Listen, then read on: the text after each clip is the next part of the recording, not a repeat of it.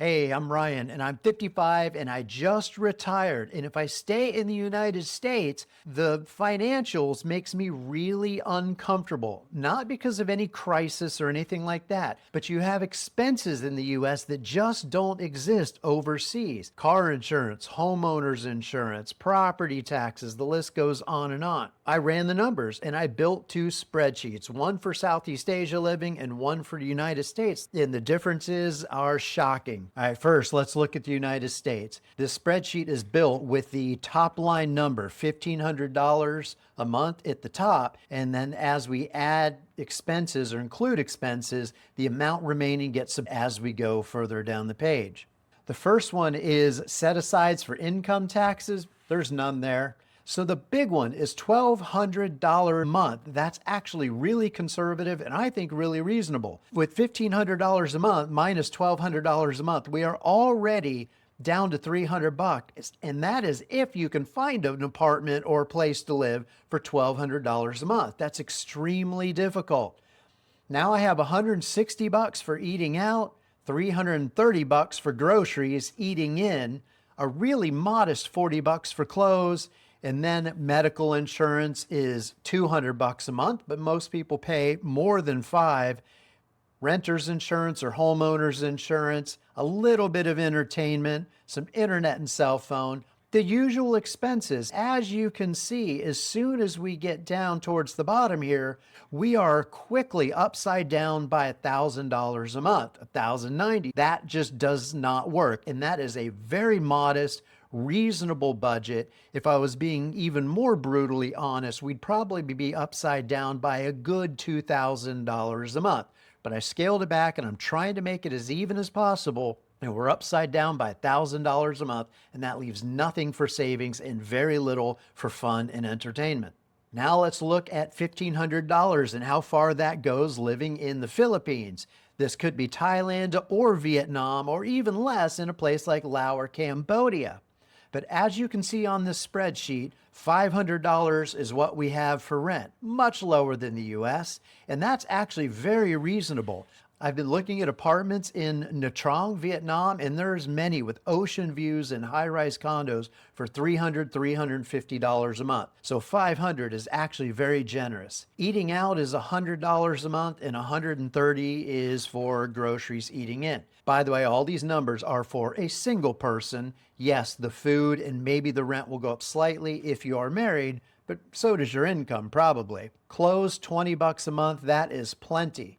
For me, $181 for medical insurance is the actual number using Safety Wing. I've also included some of the miscellaneous expenses like visa fees, entertainment of $140. That is plenty. Internet and all of these utilities like propane and household miscellaneous, water bill, relatively small numbers. And transportation can either be about $85 a month or somewhere in the 80 to 100 range if you use taxis or grabs or ride in jeepneys in the Philippines, or you could rent a motorbike. That's about $85, $90 a month. And then you have a little bit of gasoline fees. So this is a normal lifestyle, living pretty well, middle class, having some fun, dining out, decent food, and a nice apartment with an ocean view. And as you can see, we still have $41 a month left over.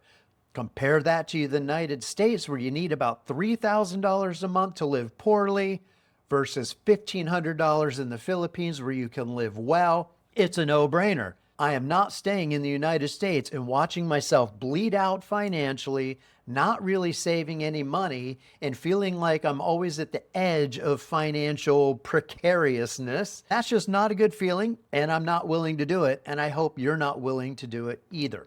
There's nothing scary about moving overseas. In fact, I think it's fun and exciting. It just takes a little bit of research, and that's what you're doing now. Let's be clear, I did not hate my life in the United States. I actually rather liked it. Little boring, but it was good.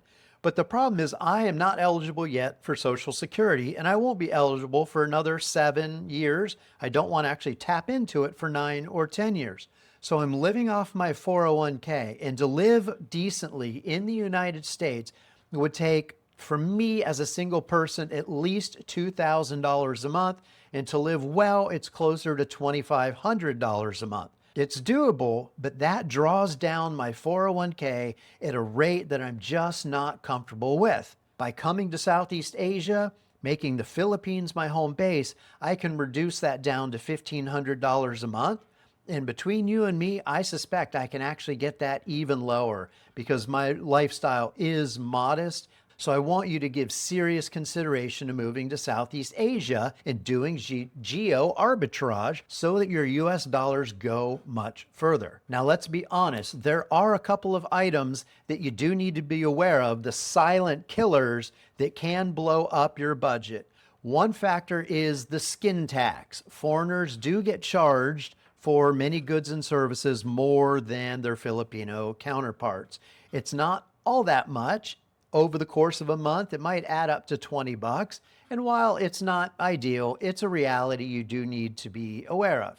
If you drink a lot and you want to buy alcohol, yep, absolutely, that can add up quickly. My advice, quit drinking. Your health will be better. Your long-term medical care costs will absolutely be lower. Another one is the trips home. Most people will want to go back to the United States once a year, once every 2 years. And if you're smart about it and you look for deals online with the airlines, I think budgeting $100 towards a savings account, towards a travel fund is plenty. That way you can build up about $2,400 a month in 2 years. And if you shop for tickets smartly, that's enough money.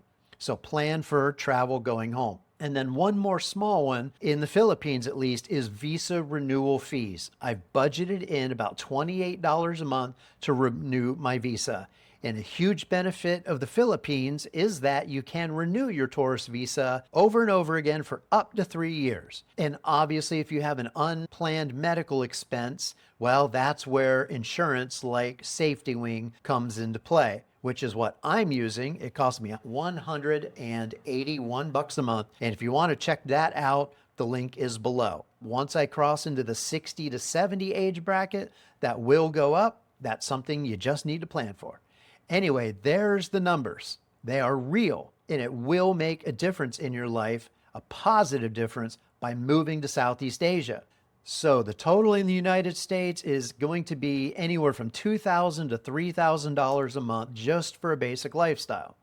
The total in the Philippines is much closer to $1,500 a month, maybe a little bit less, possibly a little bit more. So is that worth it? Absolutely it is, and I highly recommend it. That's what I'm doing, and this video is to encourage you to do the same. In the next videos, I'm going to be going into more detail on the spreadsheet, talking about the differences between those three countries, Philippines, Thailand, and Vietnam. Some costs are higher for, say, rent, and other costs will be lower depending on what country you're in. They are all unique.